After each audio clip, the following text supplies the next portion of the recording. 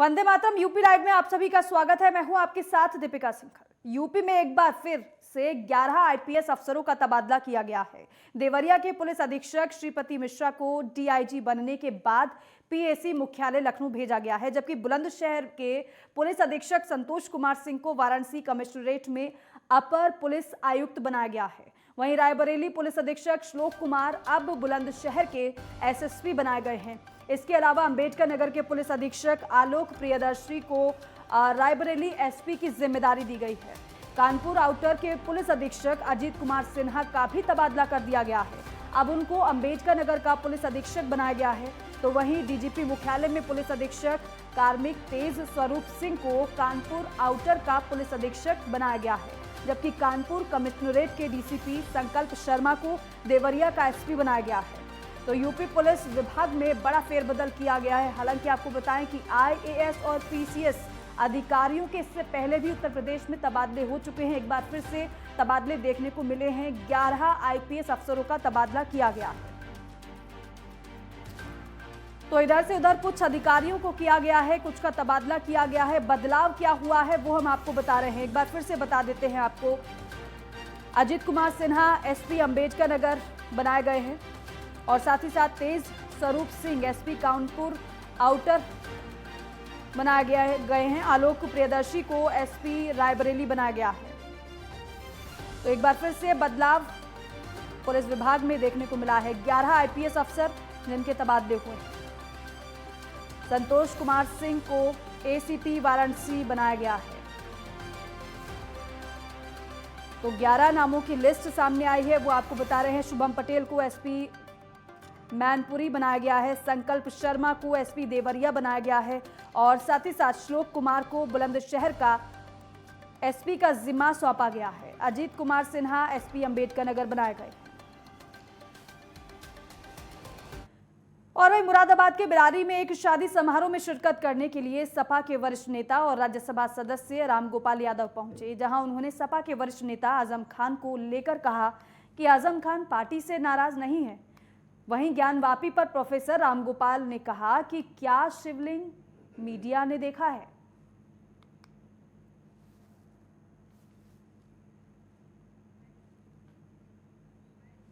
हमारे अध्यक्ष की बेटी की शादी, उसमें तो आना ही था और मुझे शुभकामना देने आए। शादी हो रही है, बच्चे सुखी रहे। सर, एक मसला चल रहा है ज्ञानवापी मस्जिद का, उसमें शिवलिंग निकला है, क्या कहना चाहिए? आप देख रहे हो शिवलिंग सर, जैसे आप कि मीडिया के पास इसके अलावा कोई मौजूदा लोग उनको मर रहे हैं, उसकी बात नहीं कर रहे। सर वो भी होगी। थोड़ी तो मुझे कोई बात नहीं करनी। सर, अभी एक बयान आया है मसूद मदनी आया साहब होगा, का। किसी के बयान आया, मेरा कोई बयान नहीं और I have nothing to say about it. The matter is in the court. और अतिक्रमण को लेकर सीएम के फरमान का असर अभी भी पूर्ण रूप से सिद्धार्थनगर जिले में देखने को नहीं मिल रहा है। वहीं अतिक्रमण को लेकर जिले में अभियान चलाया जा रहा है, लेकिन जिले के बढ़नी बॉर्डर को जाने वाली NH 730 पर अतिक्रमण को लेकर कितना कार्य किया गया है, ये हकीकत वीडियो में देखी जा सकती है, जहां पर NH के दोनों तरफ बॉर्डर के 2 किलोमीटर पहले से ही ट्रकों और बसों की लंबी लंबी कतारें लगी हुई हैं और बीच का रास्ता सिर्फ एक गली बनकर रह गया है। वहीं जिले में कुछ दिनों पहले ट्रक के रोड के बगल खड़े रहने से एक बड़ा हादसा भी हुआ था और उसमें 8 लोगों की मौत हुई थी, लेकिन फिर भी प्रशासन द्वारा इस पर कोई ठोस कदम नहीं उठाया गया है।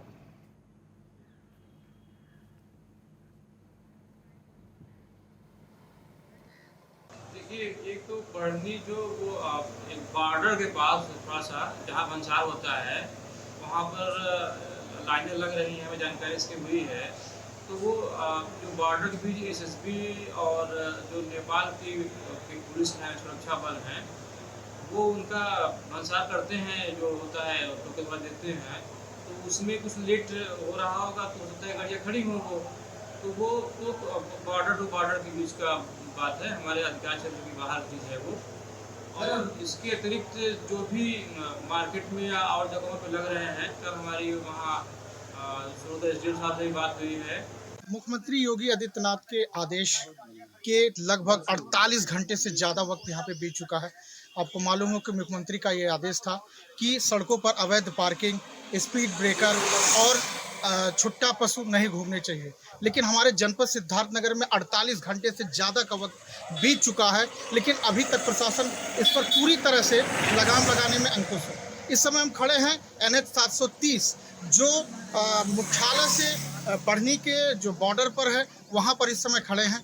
आप देख सकते हैं कि हमारे दोनों साइड ट्रकों की एक लंबी कतार सड़क के किनारे लगी हुई है। आवागमन भी उस पर चल ही रहा हुआ है। हालांकि अभी जल्द में ही मुख्यालय पर एक अवैध लारी खड़ी थी सड़क पर, पीछे से टक्कर होने से 8 लोगों की जो मौतें हुई हैं, उन मौतों से अभी जनपद पूरी तरह से दहला हुआ है।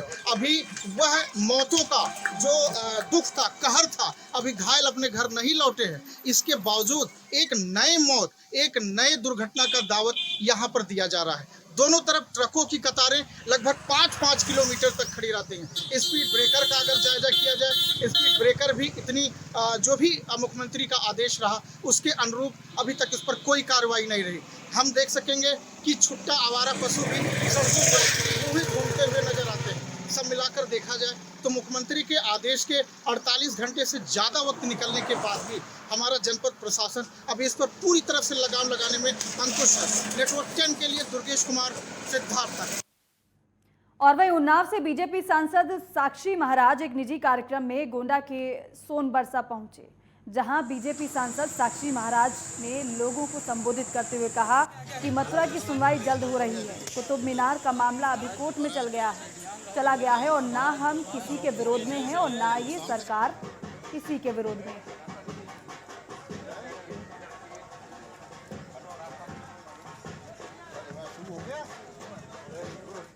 और झांसी में इन दिनों ठेले पर मरीज ले जाते हुए एक वीडियो सोशल मीडिया पर जमकर वायरल हो रहा है।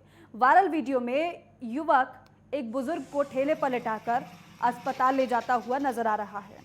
बताया जा रहा है कि युवक ने सरकार की तरफ से चलाई जा रही महत्वाकांक्षी योजना एम्बुलेंस की मदद मांगी, जिससे कि जल्द ही बुजुर्ग को अस्पताल पहुंचाया जा सके, लेकिन उसे एम्बुलेंस की मदद नहीं मिली। इस वायरल वीडियो से झांसी के स्वास्थ्य महकमे की पोल खुल गई है।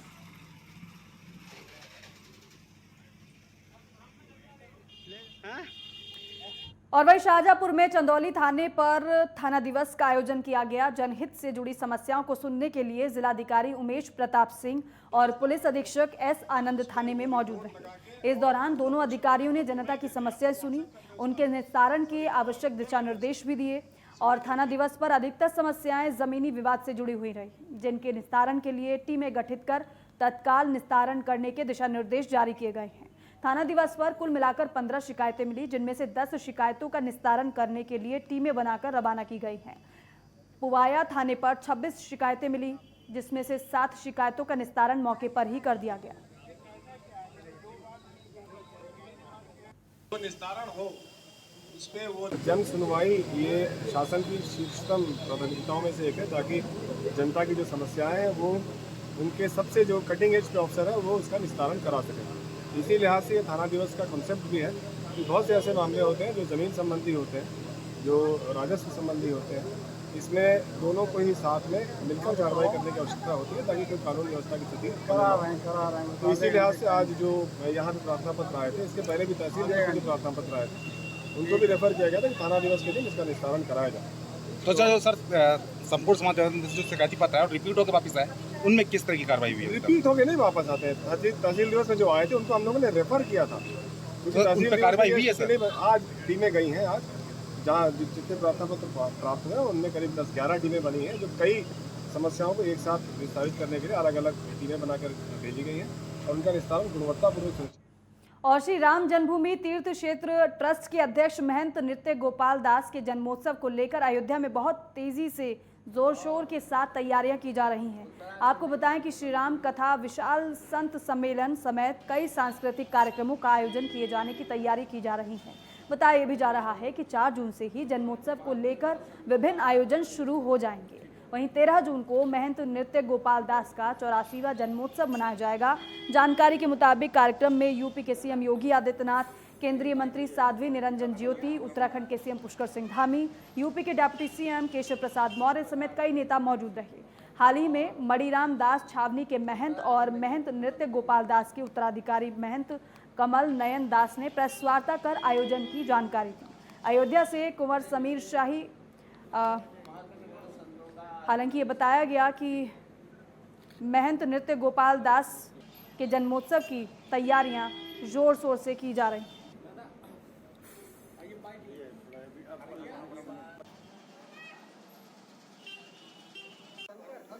से केवल मेरा यही है, संतों का, महापुरुषों का संदेश जन जन तक पहुंचाया जाए और हमारी केवल अब एक ही चर्चा रहती हो, राष्ट्र है। राष्ट्र में समता समरसता, हिंदू संगठित हो, और हम तो सभी जगह केवल एक ही प्रस्ताव रख रहे हैं कि राष्ट्र की अखंडता के लिए धारा 30 समाप्त करके समान संहिता लाई जाए। प्रधानमंत्री पर हम यही दबाव देंगे और सम्मेलन का भी हमारा केवल एक ही उद्देश्य है। अमरोहा के पुलिस अधीक्षक विनीत जायसवाल ने यातायात नियमों का पालन कराने के लिए खुद बाइक पर वो सवार हुए और बाइक पर सवार होकर शहर के मुख्य चौराहों पर भारी पुलिस फोर्स के साथ भ्रमण किया और लोगों को यातायात नियमों के पालन करने के सख्त निर्देश दिए।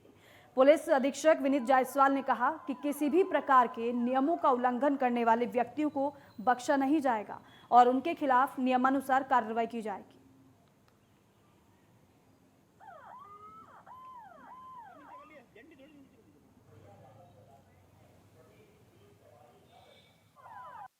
देखिए, रोड सेफ्टी को लेकर एक व्यापक अभियान चलाया जा रहा है, जिसके क्रम में जगह जगह विभिन्न माध्यमों से लोगों को यातायात नियमों का पालन करने के लिए जागरूक किया जा रहा है। उसी के क्रम में आज अमरोहा पुलिस द्वारा सभी हमारे ट्रैफिक के पुलिसकर्मी तथा राजपत्रित अधिकारियों द्वारा एक बाइक रैली का आयोजन किया गया है, जिसमें हेलमेट लगाकर और अन्य यातायात नियमों का पालन करके लोगों से ये अपील की गई है कि सभी लोग इन यातायात नियमों का पालन करें। और फिलहाल वक्त हो गया एक छोटे से ब्रेक का, फौरन लौटेंगे।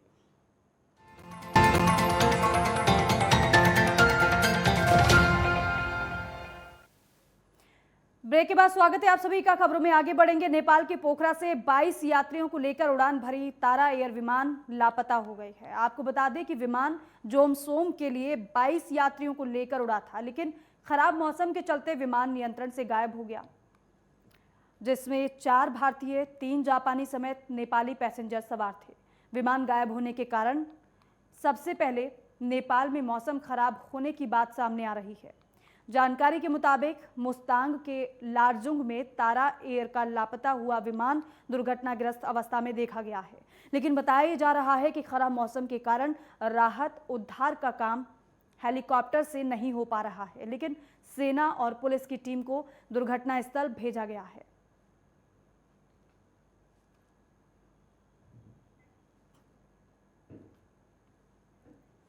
और यूपी रेरा ने सुनवाई पर नहीं आने वाले 13 बिल्डरों को नोटिस जारी किया है। बिल्डरों की सुनवाई पर नहीं आने से यूपी रेरा की विभिन्न पीठ खरीदारों की शिकायतों का निस्तारण नहीं कर पा रही है, लेकिन यूपी रेरा ने चेतावनी दे दी है कि अगर अगली सुनवाई पर नहीं आए तो सभी शिकायतों में एक पक्षीय आदेश जारी कर निस्तारण कर दिया जाएगा।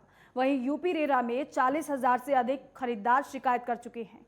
60% से ज्यादा शिकायतों का निस्तारण हो चुका है। बाकी पर सुनवाई चल रही है, लेकिन सुनवाई के दौरान बिल्डर मौजूद नहीं हो रहे हैं, जिससे परेशान होकर यूपी रेरा को बिल्डर्स के खिलाफ नोटिस जारी करना पड़ रहा है। अब यूपी रेरा ने 13 बिल्डर्स को नोटिस जारी किया है।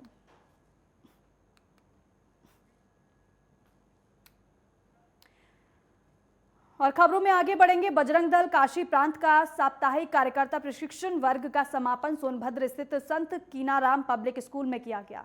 प्रशिक्षु बजरंगियों ने एसटी, दंड प्रहार, युद्ध संहिता और बाधा योग प्राणायाम का प्रदर्शन किया।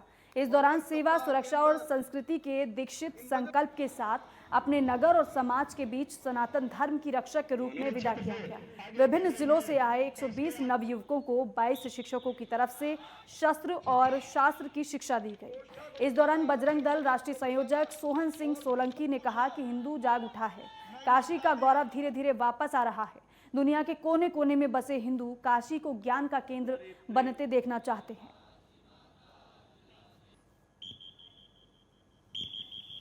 कार्यक्रम चल रहा है बजरंग दल का पूरे भारत में बजरंग दल के कार्यकर्ताओं का प्रशिक्षण का वर्ग चलता है, प्रशिक्षण कैंप लगते हैं 8 दिन के।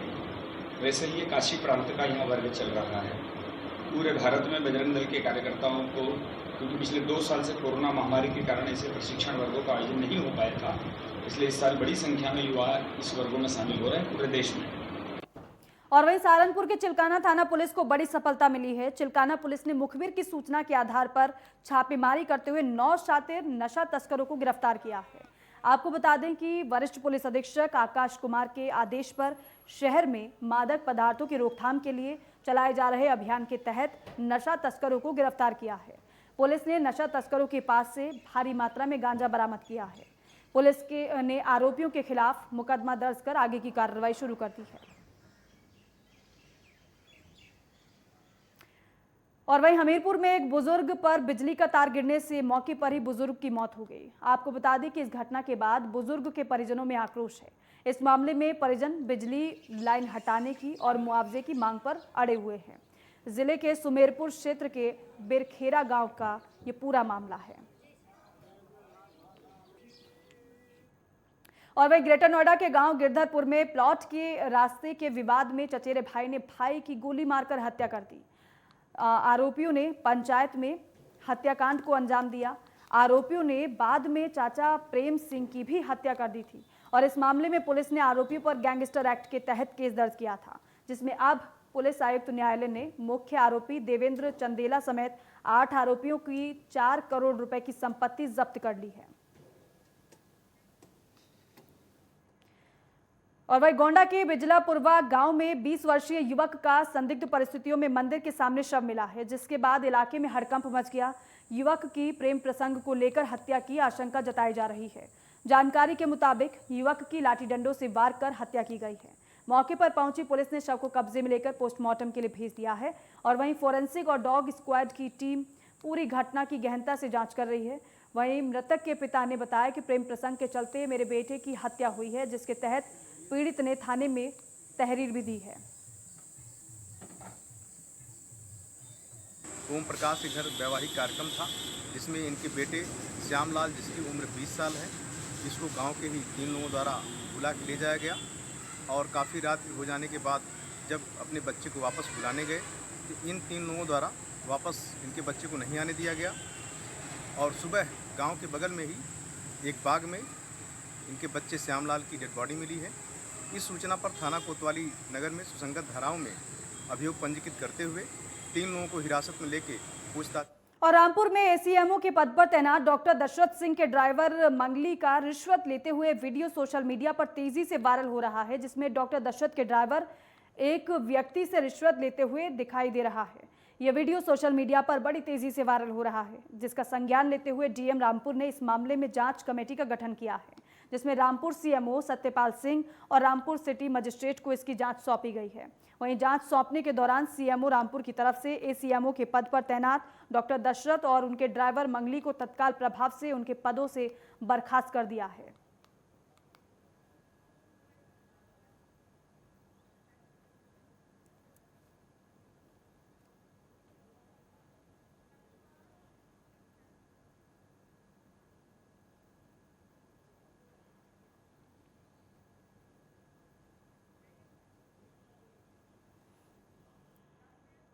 और 17वां मुंबई अंतर्राष्ट्रीय फिल्म फेस्टिवल का आयोजन हो रहा है, जिसमें केंद्रीय मंत्री अनुराग ठाकुर क्या कुछ कह रहे हैं, आपको सुनवाते हैं। और माननीय रेल राज्य मंत्री आदरणीय रावत साहेब दानवे पाटिल जी, माननीय सामाजिक न्याय और अधिकारिता राज्य मंत्री रामदास अठावले जी एवं माननीय पंचायत राज्य मंत्री कपिल मोरेश्वर पाटिल जी, माननीय वित्त राज्य मंत्री डॉक्टर भगवत कराड़ जी, प्रख्यात फिल्म निर्माता श्री शाजी करुण जी, सचिव सूचना प्रसारण विभाग कपूर चंद्रा जी और अन्य जो हमारे यहाँ पर अतिथि आए हैं, मैं सभी का बहुत बहुत स्वागत अभिनंदन भी करता हूँ। क्षमा चाहता हूँ, आज व्यक्तिगत रूप से आप सबके बीच में नहीं हो सका, जिसका मुझे खेद भी है। लेकिन MIFF सप्ताह में आपको न केवल प्रतिस्पर्धा व अन्य वर्ग में कुछ बेहतरीन फिल्में देखने को मिलेंगी, बल्कि सिनेमा और फिल्म निर्माण के महत्वपूर्ण पहलुओं पर भी मास्टर क्लास, कार्यशालाओं, आपस में संवाद सत्रों और खुले मंच और व्याख्यान प्रदर्शन के माध्यम से प्रमुख फिल्म हस्तियों से मिलने और उनसे जुड़ने का अवसर भी मिलेगा।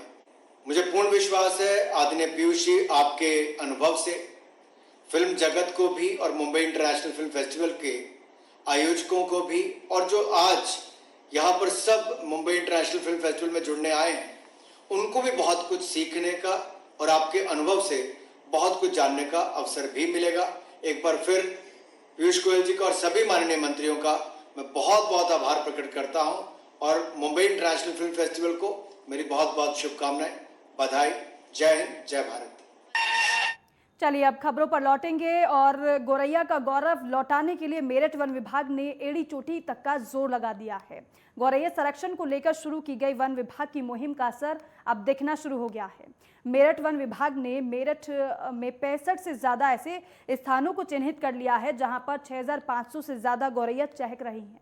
पक्के मकानों का जाल और वृक्षों पर बड़े पक्षियों के घोंसले होने की वजह से गौरैया विलुप्त तो होती जा रही थी। मेरठ वन विभाग लोगों से अपील कर रहा है कि अगर किसी स्थान पर गौरैया दिखे तो गौरैया के साथ वीडियो या सेल्फी लेकर उसे वन विभाग को भेज दें ताकि इस बात का आकलन किया जा सके कि गौरैया को किस प्रकार का परिवेश पसंद है। इसको लेकर हमारे संवाददाता अरुण सागर राज ने DFO मेरठ राजेश कुमार से भी बातचीत की है। मेरा और आपका बचपन एक नन्ही चिड़िया के साथ ही शुरू हुआ है। वो बचपन आज भी मुझे याद है जब चिड़िया चहकती थी और हम जाग जाते थे और उसे सुनते थे, लेकिन वो नन्ही चिड़िया खोती जा रही है। उस नन्ही चिड़िया के लिए मेरठ वन विभाग ने एक बड़ी मुहिम का आगाज किया है। ये क्या मुहिम है और मेरठ वन विभाग उस चिड़िया को क्यों खोज रहा है और उसे खोजने में कितना सफल रहा है, इसी कहानी पर, इसी खबर पर मेरे साथ मेरे DFO राजेश कुमार जी हैं। मैं उनसे बात करने की कोशिश करता हूँ। सर, आपका बहुत बहुत स्वागत है। सर, नन्ही चिड़िया क्या है मैं जानना चाहूंगा। की संख्या में 100 से ऊपर की संख्या में गौरैया देखी गई, तो उसी को हमें बाकी शहर के दूसरे पार्ट्स में किस तरीके से रेप्लिकेट कर सकते हैं दूसरे गांवों में, ताकि वो फिर से जो चिड़िया हम लोग सुबह चहचहाती हुई दिखाई देती थी घरों में, दोबारा से हम लोग देख पाए। सर, चिलचिलाती गर्मी है, पक्षी भी चाहता है इंसान से कि वो किसी भी तरीके से उसकी मदद करे, क्या अपील करेंगे आप?